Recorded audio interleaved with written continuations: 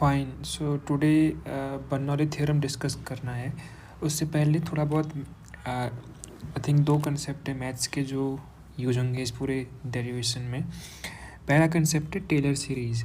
Taylor series का meaning क्या है, कैसा है, क्यों है, वो एक पूरा अपने आप में टॉपिक है। बट यहाँ पर जो यूज़ होगा वो क्या यूज़ होगा, मान लें कोई फंक्शन है एफ ऑफ एक्स, और अगर मैं x में जो इसका इंडिपेंडेंट वेरिएबल है, अगर मैं उसको स्लाइटली चेंज करूं बाय सम नंबर a है, a बहुत छोटा नंबर है, ये कंडीशन है, ठीक है, very small number a tending to 0, तो आपका f ऑफ x कैसे चेंज होगा? f of x will change like this. Now Taylor series क्या बोलती है कि आप इस f of x plus a को लिख सकते हो ऐसे, f ऑफ x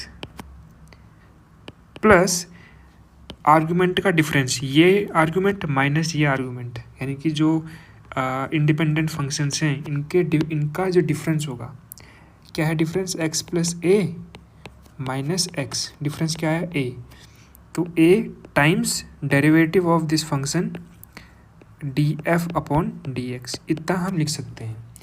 आगे भी लिख सकते हैं, ये पूरी जो सीरीज है वो इन्फाइनाइट टर्म्स तक जाती है, लेकिन फर्स्ट ऑर्डर अप्रोक्सीमेशन, इसको बोलते हैं first order approximation. First order approximation,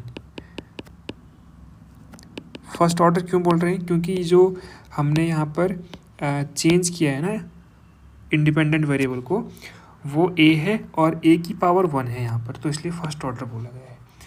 ये आगे जो सीरीज जाती है a की पावर 2 कुछ होगा प्लस a की पावर 3, ऐसे करते करते करते ये इन्फाइनाइट नंबर ऑफ टर्म्स तक जाती है।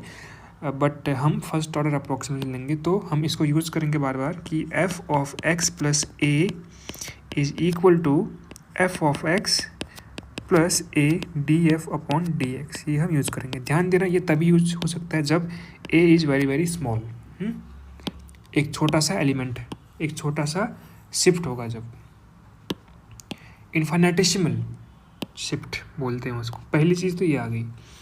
नाउ द सेकंड चीज़ जो तुम्हें पता होना चाहिए यहाँ पर, मान लो कोई एक फंक्शन है, अगेन फंक्शन f है, अब वो मल्टीपल वेरिएबल का फंक्शन है, मल्टी वेरिएबल फंक्शन। मान ले x1 x2 x3, 3 वेरिएबल्स का फंक्शन है। तो अब मुझे पता करना है कि यार अब मेरे को डिफ्रेंशिएशन करना है, तो कैसे होगा डिफ्रेंशिएशन? अभी तक जो तू पढ़ता आया हुआ है क्लास 12 तक, वहाँ पर सिंगल वेरिएबल की बात की जाती थी, तो सिंगल वेरिएबल की बात करते थे तो कोई वहाँ पे कन्फ्यूजन नहीं रहता है कि कैसे डेरिवेटिव करना है। सिंपल एक डिपेंडेंट वेरिएबल है और एक इंडिपेंडेंट वेरिएबल है, simply we can do the derivative.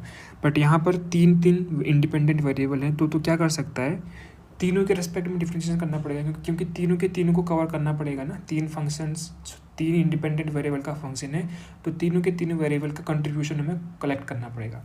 तो सबसे पहले चेंज ये आता है यहाँ पर, जब तू किसी एक वेरिएबल के रेस्पेक्ट में डिफरेंशिएशन करेगा तो उसको बोलते हैं partial derivative.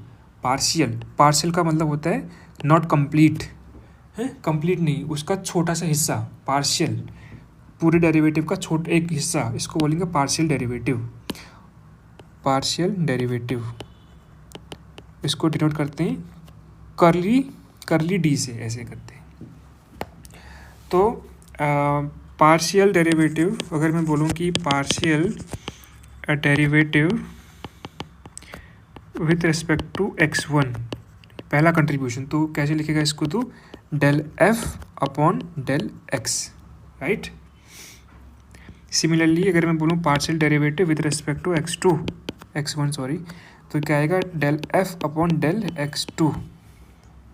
Similarly with respect to x3 करना चाहे तो del f upon del x3, fine. लेकिन ये तो हुआ कि पार्शियल डेरिवेटिव हुआ, लेकिन हमें पूरा करना है, पूरा फाइंड आउट करना है डेरिवेटिव। तो पूरा डेरिवेटिव फाइंड आउट करने के लिए df लिखते हैं इसको, ठीक है, पूरा कंप्लीट डेरिवेटिव, इसको बोलते हैं टोटल डेरिवेटिव, इसको df लिखेंगे। तो df इक्वल टू होगा, और रादर डेरिवेटिव की जगह पर टोटल चेंज, तो इसको लिखेंगे D F equal to del F upon del x1 times dx1।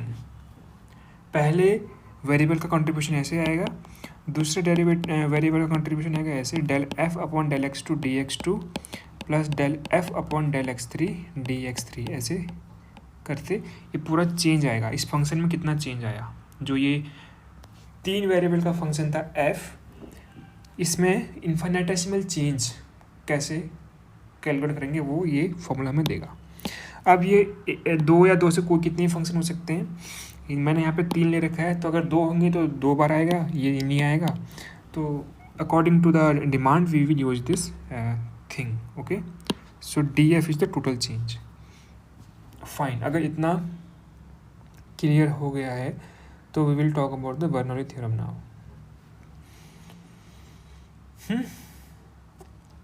So Bernoulli theorem is the first of all, मैंने डायग्राम पहले ही बना रखा है वैसे।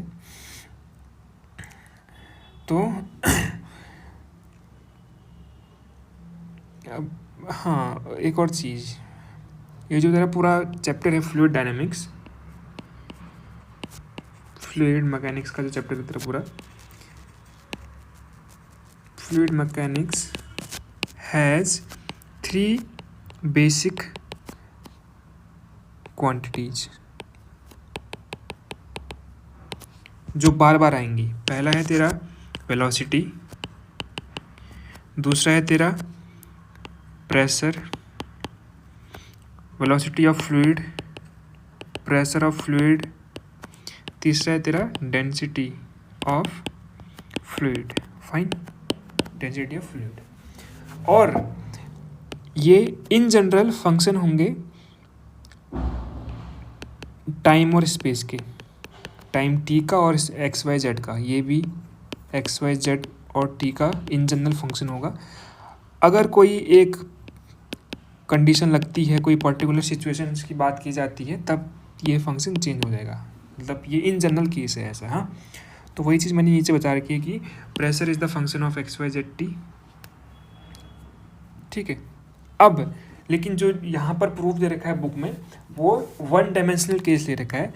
तो ऐसे इसको एल एक्सिस मान रखा है, एल कैप मान रखा है। तो उस केस में जो एक्स वाई जेड है वो सिंपली एल बन जाएगा, L of T, L of T, L of T. ये जो 3 बेसिक क्वांटिटीज़ हैं हमारी, वो सिंपली फंक्शन ऑफ एल और टी बनेंगे। ठीक है, तो ये हमने छोटा सा जो ये ब्लैक कलर में जो मैंने बना रखा है, ये छोटा सा एलिमेंट है, बहुत इन्फिनिटेसिमल एलिमेंट है, जिसकी लेंथ है डी एल। ध्यान देना, इन्फिनिटेसिमल बोल रखा है, d l is very very small tending to 0। ठीक है, नाउ ये फ्लूइड की डायरेक्शन ऐसी है। पहली बात, सबसे इम्पोर्टेंट यहाँ पे कन्फ्यूजन ये आता है कि अगर फ्लूइड ऐसे बह रहा है तो ठीक है, इस वाले सेक्शन पे ये जो क्रॉस सेक्शन जिसका एरिया डी ए है, स्मॉल डी ए है, ये भी इन्फिनिटेसिमल, लेंथ इसमें इन्फिनिटेसिमल है, तो ये वाला एरिया भी इन्फिनिटेसिमल ही है यहाँ पर। तो ये जो प्रेशर लग रहा है वो इस डायरेक्शन में लग रहा है, ये समझ में आता है। अगर फ्लूइड ऐसे बहेगा तो प्रेशर इस डायरेक्शन में आएगा, लेकिन जब फ्लूइड ऐसे बह रहा है तो ये प्रेशर ऊपर भी आ रहा है। तो इसका सबसे बेहतरीन तरीका ये है, ताकि कन्फ्यूजन ना हो, कि जिस भी तुम एलिमेंट को तुम ऑब्जर्व कर रहे हो, ये एलिमेंट में हम ऑब्जर्व कर रहे हैं ना, तो हमेशा प्रेशर पुश करता है, पुश। उस एलिमेंट के आसपास जो भी नेबरिंग मास होगा, नेबरिंग मास यहाँ पर फ्लूइड है ना, तो ये जो नेबरिंग मास है उस एलिमेंट को हमेशा पुश करेगा। ऐसे यहाँ पर जो नेबरिंग मास है उस एलिमेंट को पुश करेगा। पुश अगर यहाँ पर तो खड़ा हो जाए तो इसको पुश करना है तो कैसे पुश होगा, ऐसे पुश होगा। तो हमेशा pressure is acting such that it can push the object you are observing, right? We are observing this infinitesimal element, तो इसीलिए यहाँ पर प्रेशर की डायरेक्शन ये होगी। नाउ ये जो प्रेशर है यहाँ पर वो एल का फंक्शन है। ठीक है, यहाँ पर पी ऑफ एल है। अगर मैं यहाँ पर पी ऑफ एल प्रेशर मान रहा हूँ, तो अगर मैं डी एल आगे बढ़ गया तो यहाँ पर प्रेशर क्या होगा, P of L plus D L, है ना। अगर एल पर ये है तो अगर मैं एल को मैंने डी एल बढ़ा दिया तो ये बढ़ गया, P pressure P of L plus D L बन गया। तो अगेन यहाँ पर मैंने वो ऊपर टेलर सीरीज का यूज़ किया, देख, P of L plus D L equal to P L, और यहाँ इनका जो डिफरेंस होगा L plus D L argument का difference minus L equal to D L, ये डी एल मल्टीप्लाई हो गया और डेरिवेटिव। डेरिवेटिव पार्शियल क्यों है, क्योंकि दो वेरिएबल का फंक्शन था, और डेरिवेटिव एल के रिस्पेक्ट में है, ध्यान देना, क्योंकि एल चेंज हुआ है, टाइम चेंज नहीं हुआ है। नहीं तो del p upon del t भी हो सकता था ना, लेकिन नहीं, क्योंकि हमने चेंज किस वेरिएबल को कर रहे हैं, एल वेरिएबल को कर रहे हैं ना। देख यहाँ पे जो था एफ ऑफ एक्स प्लस ए था, हमने किसको चेंज किया, एक्स को चेंज किया ना, उसी के रेस्पेक्ट में डेरिवेटिव था। ऐसे ही यहाँ पर जब एल को चेंज किया तो एल के रिस्पेक्ट में डेरिवेटिव है। फाइन। नाउ सो अब हमें देखना है कि इस पूरी फ्लूइड में कौन कौन से फोर्सेस लग रहे हैं। तो पहला ये वाला फोर्स लगेगा प्रेशर की तरफ वजह के कारण, पी टाइम्स एरिया, है ना। वैसे ही ये वाला P into l plus D L times area, और एक ग्रेविटी लग रही है ऐसे। ये जो ग्रेविटी लग रही है इसके हमने कंपोनेंट कर दिए इस डायरेक्शन में perpendicular to the flow of fluid, और एक in the direction of the flow of the fluid. तो कुल मिलाकर के अगर यहाँ पर छोटा सा डायग्राम बनाया इस एलिमेंट को, इसमें एक फोर्स लग रहा है ऐसे ऊपर वाला प्रेशर, एक लग रहा है ऐसे pressure P into l plus D L, और ये ग्रेविटी का एक कंपोनेंट लग रहा है ऐसे mg cos थीटा। ये इसका नेट फोर्स है। और जो ये वाला फोर्स है, ये जो mg sin थीटा, ये कैंसिल आउट होगा बाकी जो इसके अंदर का फ्लूइड है उसके प्रेशर के फोर्स से, है ना, वो कैंसिल आउट हो जाएगा। ठीक, तो अगर अब तो न्यूटन्स लॉ लगाएगा, और मास क्या है इस पूरे फ्लूइड का, मास क्या है, ये है rho into volume, D volume क्या होगा, area into length, area of the base into length. तो ये मास हो गया। तो अब मैंने ये क्या बोला कि जो ये mg sin थीटा वाला component is cancelled by the pressure of the lateral direction. बाकी की जो इसके अंदर का जो फ्लूइड है उसका जो प्रेशर लगेगा ऐसे ऊपर को फ्लूइड पर, और जो नीचे ग्रेविटी लग रही है वो इसको कैंसिल आउट कर देंगे। ठीक। अब इसमें कोई बड़ी बात नहीं है, सिंपली ये जो डायग्राम है इस डायग्राम पे ध्यान दें। पी ये डायरेक्शन एल की थी, तो ये जो नेट फोर्स लगा देख P plus m g cos theta, ये जो नीचे को फोर्स लगा P plus m g cos theta minus P into l plus D L, ये मेरा नेट फोर्स है। आई थिंक इतना क्लियर हो जाएगा। तो ये यहाँ से इक्वेशन नंबर 3 से इसकी वैल्यू डाल सकता है यहाँ पर तो। और न्यूटन लॉ क्या बोलता है, एफ नेट इक्वल टू ये m इंटू ए, और ए की वैल्यू क्या रख रखी है, m times d v by d t. अब इन दोनों इक्वेशन को इक्वेट कर दे, इक्वेट करेगा तो ये आएगा देख।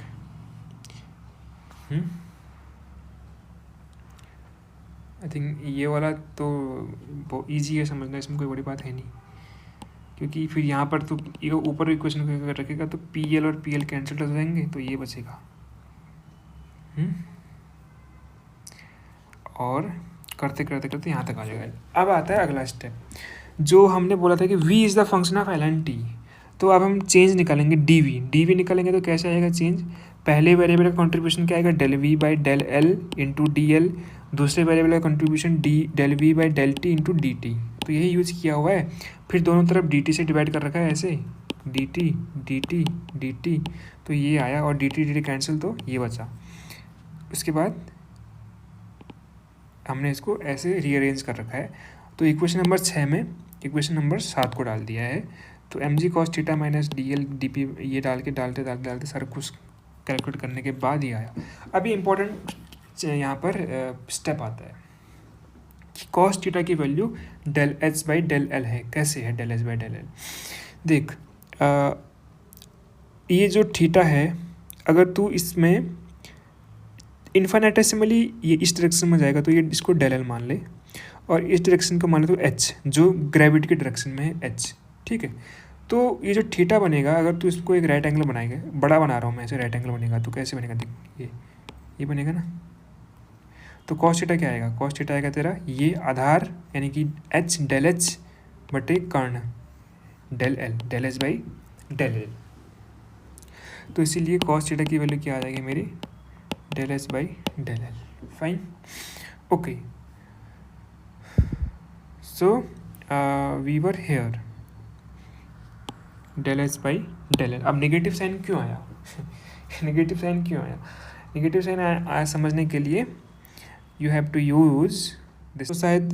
तो शायद नेगेटिव साइन का तेरे को समझ में नहीं आया होगा। दोबारा बताता हूँ कि देख, जैसे जैसे ये फ्लो नीचे को आ रहा है ना, वैसे वैसे जो हाइट है, ये हाइट यहाँ पर ऐसी है, तब इतनी है हाइट, फिर यहाँ पर हाइट इतनी होगी। तो जैसे जैसे नीचे को आ रहा है हाइट घट रही है।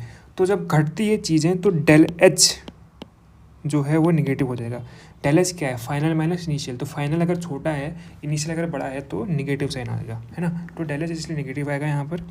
सो कोसाइन थीटा की वैल्यू निगेटिव ही आ जाएगी। तो अगर तू इसको सब पुट करेगा और मास की वैल्यू पुट करेगा तो सिंपली ये सारा कुछ तू फाइंड आउट कर सकता है। Now this is Euler equation, ठीक है, ये है ऑयलर इक्वेशन। अब यहाँ से हम एक पर्टिकुलर कंडीशन लगाएंगे। मैं कैलकुलेशन इसलिए नहीं कर रहा हूँ ताकि तू खुद करे कैलकुलेशन, तब जाके तेरे को समझ में आएगा। एक कंडीशन लगती है यहाँ पर। कौन सी कंडीशन लगती है? हमने पहले अज्यूम किया था कि for Bernoulli theorem the fluid is steady flow is steady flow, meaning time पे डिपेंड नहीं करेगा, और रो इज कांस्टेंट, है ना। इनकम्प्रेसिबल लिक्विड है, रो कांस्टेंट है विद रिस्पेक्ट टू टाइम, तो अब देख, हमारे सारे के सारे वेरिएबल किसके फंक्शन थे? ऊपर एल और टी के थे ना, ऊपर जब हमने स्टार्टिंग की थी, वी, रो एंड प्रेशर, है ना। लेकिन अब हमने बोला कि स्टडी फ्लो में वेलोसिटी जो है टाइम का फंक्शन नहीं है, तो अभी ये किसका फंक्शन हो जाएगी? वी ऑफ एल का। रो हमने बोला कि टाइम के रिस्पेक्ट में कांस्टेंट है, तो ये भी रो किसका फंक्शन बन जाएगा? एल का फंक्शन बन जाएगा। तो पी भी, ये भी एक एल का फंक्शन बन जाएगा। तो यानी कि सारे के सारे जो वेरिएबल हैं अब ये टू वेरिएबल डिपेंडेंसी से सिंगल वेरिएबल डिपेंडेंसी में आ जाएंगे। तो ये जो डेल है अब ये डी बन जाएगा, देख, ठीक है। और अब तो इसको यहाँ पे पुट करेगा तो ये जीरो बन जाएगा। तो ये सब पुट करने के बाद डी एल से मल्टीप्लाई कर रखा है, इससे इस स्टेप आने में डी एल से मल्टीप्लाई कर रखा है, और अगेन रो से मल्टीप्लाई कर रखा है, और देन यू गेट दिस। और क्योंकि रो कांस्टेंट है तो रो बाहर आ जाएगा, यहाँ से देख रो बाहर आ जाएगा, तो ये पूरी इक्वेशन निकल के आ जाएगी। तो we will have this kinetic energy, potential energy and this pressure energy. Pressure energy का क्या मतलब है? Pressure energy is the work done by pressure force in pressure forces in pushing the fluid. जो यहाँ पर डायग्राम में pressure forces लग रहे थे, इनका जो नेट वर्क डन है वो ये work done P by rho में इंक्लूड होगा। तो ये पूरा बर्नौली थ्योरम है। आई थिंक ये इसमें कुछ है नहीं इतना बड़ा सोचने लायक, बस ये प्रेशर के टर्म्स में लिख दिया है, और ये बर्नौली इक्वेशन तो ये जनरल फॉर्म है, और ऐसे करके मैनिपुलेशन करने के बाद ये 2 या 3 फॉर्म, एक फॉर्म ये लिखते हैं, दूसरी फॉर्म ये लिखते हैं, तीसरी फॉर्म ये लिखते हैं। तो I think this is all for the Bernoulli theorem. एक चीज़ मिस हो गई थी कि ये जो स्टडी फ्लो है ना, इसमें del we by del t ही जीरो नहीं होता। सारे के सारे जो तीन बेसिक हमारे वो थे ना क्वांटिटीज़, वो के उनके जो टाइम डेरिवेटिव वो सारे जीरो हो जाएंगे। यानी कि del rho by del T equal to zero, del we by del T equal to zero, और del P by del T equal to zero हो जाएंगे, ठीक है। तो ये इसीलिए ये सारे के सारे जो 3 क्वांटिटीज़ हैं जो 2 variable dependency single variable dependency में आ जाएंगे, तो डेल डी में कन्वर्ट हो जाएगा, ये ध्यान रखना।